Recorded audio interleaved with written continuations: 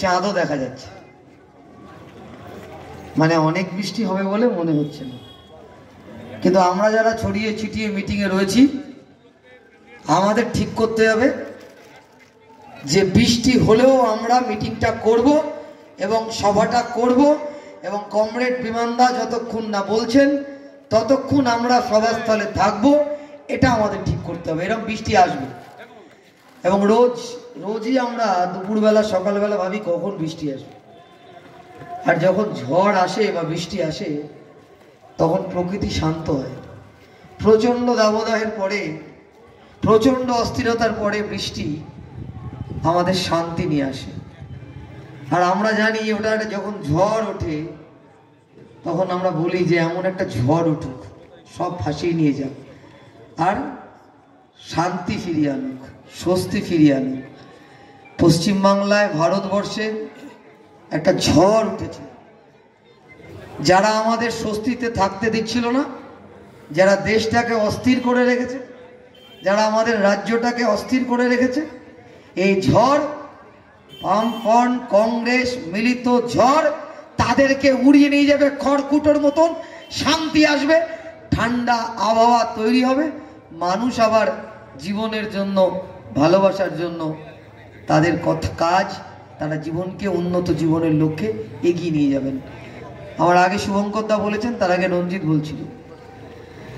আমাদের আজকের মিটিংয়ের আলোচ্য বিষয়বস্তু না, কিন্তু তিনি যেহেতু ভারতবর্ষের প্রধানমন্ত্রী আর আমাদেরই ভাটপাড়ায় এসেছিলেন, আমাদের ভাটপাড়ায় এসে আমাদের প্রধানমন্ত্রী আমাদেরকে ভাগ করার বার্তা দিয়ে গেলেন। আপনি পাড়ায় পাড়ায় দেখবেন বড় বড় ব্যানার লেগেছে। কি ব্যানারে লেখা? যে যারা রামকে ঘর দিয়েছে আপনি তাদেরও ঘর দিন। আপনারা আমার কথাটা বিশ্বাস নাও করতে পারেন, কিন্তু আপনার কাছে ছবি আছে, আমি আপনাদের দেখাতে পারি। বাচ্চা ছেলে, সেই যে বাচ্চা ছেলেটা রাজাকে বলেছিল, রাজা যখন পোশাক না পরে হাঁটছিল, বাচ্চা ছেলেটা রাজাকে বলেছিল তোর পোশাক কোথায়।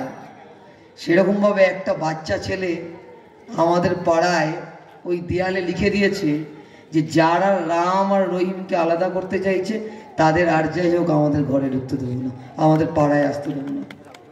আমাদের কাছে, আমরাও তো ভারতবর্ষ মানে বুঝি, আমাদের কাছে দেশ মানে কি? আমাদের কাছে দেশ মানে আমাদের দেশের অখণ্ডতা, আমাদের দেশের সার্বভৌমত্ব, আমাদের দেশের সম্প্রীতি। আমাদের তো রবীন্দ্রনাথই শিখিয়েছেন, তার ওই লাইনগুলো তো সবসময় কানে বাজে। অহরহ তব আহ্বান, প্রচারিত শুনিতব উদার বাণী, হিন্দু বৌদ্ধ শিখ জৈন পারসিক মুসলমান খ্রিস্টানি, পূর্ব পশ্চিম আসে তব সিংহাসন পাশে, প্রেম হার হয় গাথা, জনগণ ঐক্য বিধায়ক জয় হয়ে ভারত ভাগ্য বিধাতা। এটা তো আমার ভারতবর্ষ। আমার কবি তো বলেছেন হিন্দু না মুসলিম ওই জিজ্ঞাসে কোনজন, বলো কান্ডারি ডুবিছে মানুষ সন্তান মোরমার। আজকের ভারতবর্ষ যখন দেশের মানুষ, আজকের ভারতবর্ষ যখন সর্বোচ্চ বেকারের দেশ, যখন ভারতবর্ষ জগৎ সভায় শ্রেষ্ঠ আসন লাভ করতে না পেরে সবচেয়ে বেশি দারিদ্র মানুষের দেশ যখন ভারতবর্ষ, যখন কর্মসংস্থানহীনতায় ভুগছে গোটা দেশের মানুষ, চালের দাম, চিনির দাম, ডালের দাম, রান্নার গ্যাসের দাম, পেট্রোলের দাম, ডিজেলের দাম, কেরোসিন তেলের দাম আপনার হাতের বাইরে চলে গেছে। 25 টাকার কেরোসিন তেল হয়ে গেছে 110 টাকা, 42 টাকার ডিজেল হয়ে গেছে 96 টাকা, 76 টাকার পেট্রোল হয়ে গেছে 106 টাকা। 2014 সালে শুনতাম, 2019 সালে শুনতাম যে এমন একটা সরকার চাই দিল্লিতে, যে সরকার আসলে পারে নাকি পাকিস্তানকে বোম মারবে, চীনকে বোম মারবে, বাংলাদেশকে বোম মারবে, কোনো দেশ আর ভারতবর্ষের দিকে তাকাতে পারবে না। আমার বাড়ির সামনে আমার একজন ছেলের বলছে, আমার মা তার কানটা ধরে বলল, পাগল, পাকিস্তানেও বোম পড়লো না, চীনেও বোম পড়লো না, বাংলাদেশেও বোম পড়লো না, বোমটা তো পড়লো আমার রান্নাঘরে। রান্নার গ্যাস 414 টাকা, তারপর 440 টাকা, আর 2019 সালের পরে 1200 1250 টাকা হলো।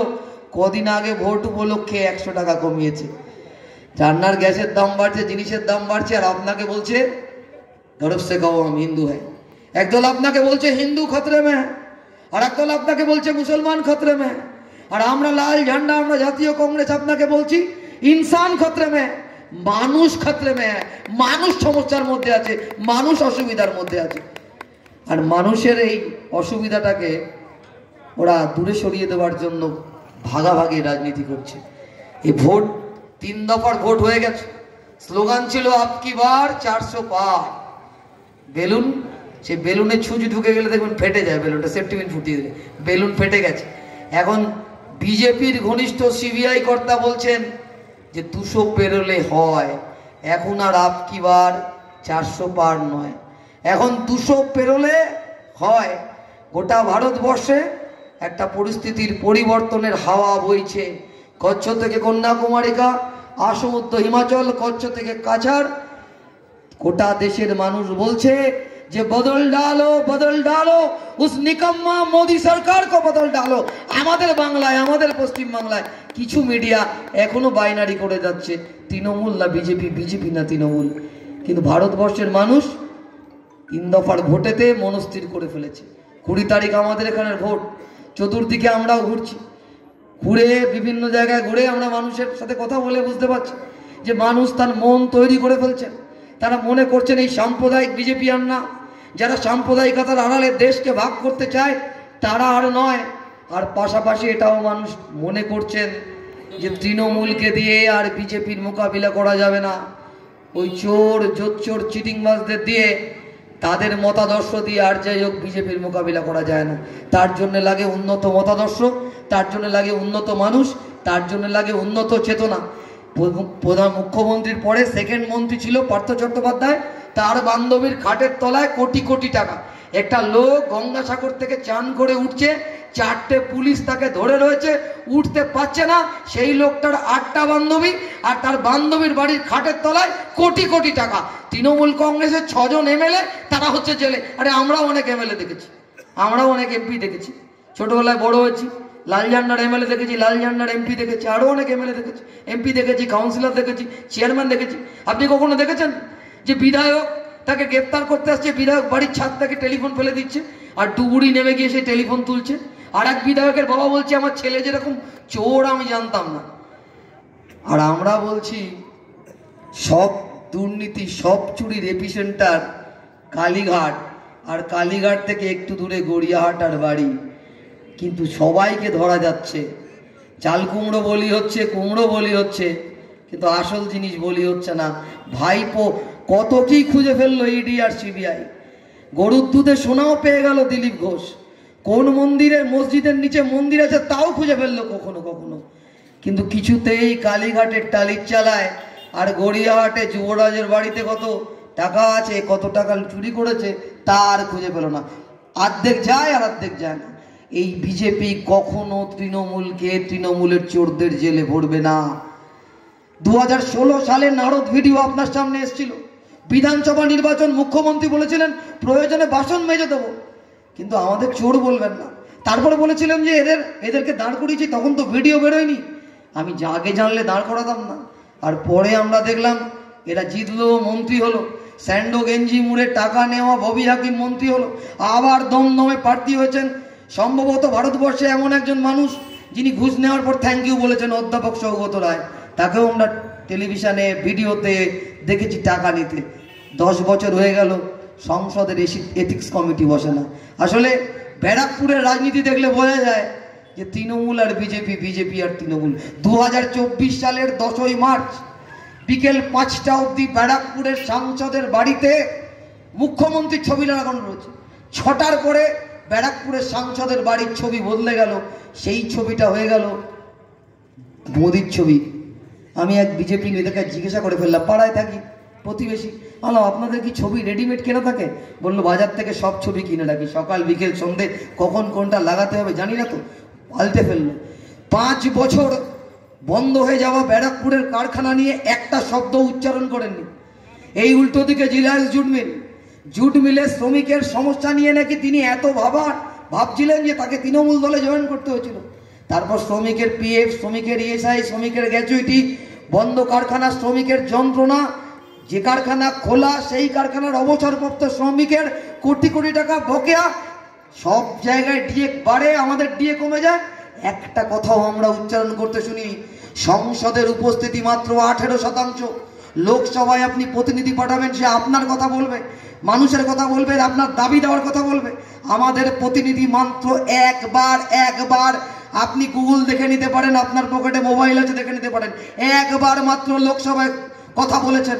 আর 5 বছর তিনি ব্যস্ত ছিলেন দল বদল আর এলাকা দখল করতে। দেওয়ালে দেওয়ালে পোস্টার পড়েছে। আমি শেষ করব যে বারাকপুরে শান্তি চাই। 2011 থেকে 2024 সাল পশ্চিমবাংলায় সরকার তৃণমূল কংগ্রেসের। ব্যারাকপুরে শান্তি প্রতিষ্ঠিত করতে গেলে তো আপনাকে বিকল্প ভাবতে হবে, আর সেই বিকল্প তো লাল ঝান্ডা। 2011 থেকে 2024 250টা খুন হয়ে গেছে ব্যারাকপুর শিল্পাঞ্চলে। কারখানার জমি শিল্পপতিদের কাছে বিক্রি করে দেওয়া হয়েছে। ব্যারাকপুরের গ্রামীণ এলাকার জমি, শুধু সন্দেশখালী, আমাদের ব্যারাকপুরের গ্রামীণ এলাকার জমি বিঘে বিঘে জমি বিক্রি করে দেওয়া হয়েছে, পুকুর বুঝিয়ে দেওয়া হয়েছে। যে ভাটপাড়া মিউনিসিপ্যালিটির উল্টো দিকে আমরা এই মিটিং করছি, সেই ভাটপাড়া মিউনিসিপ্যালিটিতে অবসরপ্রাপ্ত শ্রমিকরা বেতন না পেয়ে ধুকছেন, তারা কোর্টে যাচ্ছেন। সেই ভাটপাড়া মিউনিসিপ্যালিটির ক্যাজুয়াল ওয়ার্কাররা তারা 10 দিনের কাজ পর্যন্ত পান না, তাদের 10 দিনের টাকা দিয়ে বলা হয় অনেক হয়েছে। সেখানে ভাটপাড়ার চেয়ারম্যানের ঘর শীততাপ শুধু না, জীবাণু নিয়ন্ত্রিত হয়ে যায়। জগদ্দলের এমএলএর ঘর হয়ে যায় ভাটপাড়ার চেয়ারম্যানের অফিসে, পৌরসভার অফিসে। আমরা আমাদের অভিজ্ঞতায় দেখেছি যে আমাদের প্রিয় শিল্পাঞ্চল কি করে দুষ্কৃতীদের মুক্তাঞ্চলে পরিণত হয়েছে। আমাদের শিল্পাঞ্চলে মেশিনের ঘড়ঘড়ানির আওয়াজ আর শোনা যায় না। আমাদের শিল্পাঞ্চলে চোখ বুঝলে, রাতে শুলে, দিনের বেলা বোমাবাজির আওয়াজ শোনা যায়। আমাদের শিল্পাঞ্চলে এখন তোলাবাজি হচ্ছে অন্যতম শিল্প, জমি বিক্রি করে দেওয়া হচ্ছে অন্যতম রোজগারের উৎস। তার বিরুদ্ধে যদি আপনাকে প্রকৃত শান্তি, প্রকৃত উন্নয়ন করতে হয়, আপনাকে যদি মানুষের কথা লোকসভায় পৌঁছতে হয়, তাহলে আমাদের প্রার্থী কমরেড দেবদূত ঘোষকে লোকসভায় পাঠাতে হবে। কমরেড দেবদূত ঘোষ যদি তৃণমূল কংগ্রেসের র্যাম্পে হাঁটতো, তাহলে আরো কতগুলো সিনেমা সিরিয়ালে যোগাযোগ করতে পারত। কমরেড দেবদূত ঘোষ শুধু সিরিয়ালের অভিনেতা না, হঠাৎ একদিন সকালবেলা ঘুম থেকে উঠেছে অভিনয় করার পরে তিনি নির্বাচনে প্রার্থী হয়েছেন এমন না। কমরেড দেবদূত ঘোষ টালিগঞ্জের কলা কুশলীদের নেতা, টালিগঞ্জের অসংগঠিত শ্রমিকদের নেতা। টেকনিশিয়ান স্টুডিওতে বিভিন্ন শ্রমিকদের দাবি দাওয়াতে সোচ্চার হতে দেখা যায় দেবদূত ঘোষকে। সন্দেশখালীর এই মায়ে বোনেরা যখন আক্রান্ত, আমাদের ব্যারাকপুরের সাংসদ পদপ্রার্থী তৃণমূলের নেতা মন্ত্রী, তিনি যখন মা বোনেদের যন্ত্রণাতে খোল করতাল বাজিয়ে উল্লাস করেন, তখন দেবদূত ঘোষরা সন্দেশখালী পৌঁছে যায় মা বোনেদের পাশে থাকবার জন্য। করোনার সময় যখন বিভিন্ন জায়গায় ক্যাম্প হয়, অসহায় মানুষের পাশে দাঁড়ানোর কথা হয়, দেবদূতরা গিয়ে দাঁড়ায়। ফলে দেবদূত কোনো ভুইফোর প্রার্থী না। কমরেড দেবদূত যদি সংসদে যায়, আপনার ছেলে মেয়ের লেখাপড়ার কথা বলবে। কমরেড দেবদূত যদি সংসদে যায়, 26,000 টাকা বেতনের কথা বলবে শ্রমিকের। কমরেড দেবদূত যদি সংসদে যায়, শ্রমিকের ন্যূনতম 10,000 টাকা পেনশনের কথা বলবে। কমরেড দেবদূত যদি সংসদে যায়, আমাদের এই মরে যাওয়া ব্যারাকপুর শিল্পাঞ্চলের পুনরুজ্জীবনের কথা বলবে। কমরেড দেবদূত যদি সংসদে যায়, তাহলে মরে যাওয়া, হেজে যাওয়া ভর্তির বিল আর মথুরা বিলের সংস্কারের কথা বলবে। আমাদের এই অঞ্চলে দাঁড়িয়ে কর্মসংস্থানের কথা বলবে। আমরা আশা রাখি কমরেড দেবদূতকে সংসদে পাঠানোর জন্য আমরা সর্বাত্মক সকলে মিলে লড়াই করব। আর অনেক দেখেছি, আমরা পঞ্চায়েতে দেখেছি, পৌরসভায় দেখেছি, আর ওই ভয়কে জয় করেই আমরা রাস্তায় নেমেছি। আর আপনাদেরও বলছি, ভয়কে জয় করে রাস্তায় থাকুন। এবার ওরা আর লুট করতে পারবে না, কারণ মানুষ তারা সজাগ হয়েছেন, তারা রাস্তায় নেমেছেন। আজকে সকালবেলা শেষ করছি এটা বলে, এডেসি ভোট হচ্ছে, বিভিন্ন পুলিশ পার্সোনাল, সরকারি কর্মচারী তাদের ভোট হচ্ছে। সেখানে হঠাৎ তৃণমূল কংগ্রেসের প্রার্থীর ছবি দেওয়া, লেবেল লাগানো বোতল, সেটা এসডি অফিসে ঘুরে ঘুরে জল দেওয়া হচ্ছে। আমাদের কাছে খবর চলে এলো, আমরা গিয়ে প্রতিবাদ করলাম না। কোনো সিপিআইএম এর লোক আমাকে খবর দেয়নি, কোনো কংগ্রেসের লোক আমাদের খবর দেয়নি। সাধারণ মানুষ ভোটারদের মধ্যে থেকে খবর দিয়েছে যে এখানে জোর করে ভোট দখল করার চেষ্টা হচ্ছে, আপনারা আসুন। মানুষ প্রতিবাদ করছে, আমাদের কাজ তাদের সঙ্গে রেখে তাদের প্রতিবাদটাকে আরো সোচ্চার করা। আসুন 20 তারিখ ভোট কাস্তে হাতুড়ি তারা চিহ্নে কমরেড দেবদূত ঘোষকে বিপুল ভোটে জয়ী করবার আহ্বান জানিয়ে সকলকে আমাদের তরফ থেকে অভিনন্দন জানিয়ে আমি আমার কথা শেষ করলাম। ইনকলাব জিন্দাবাদ।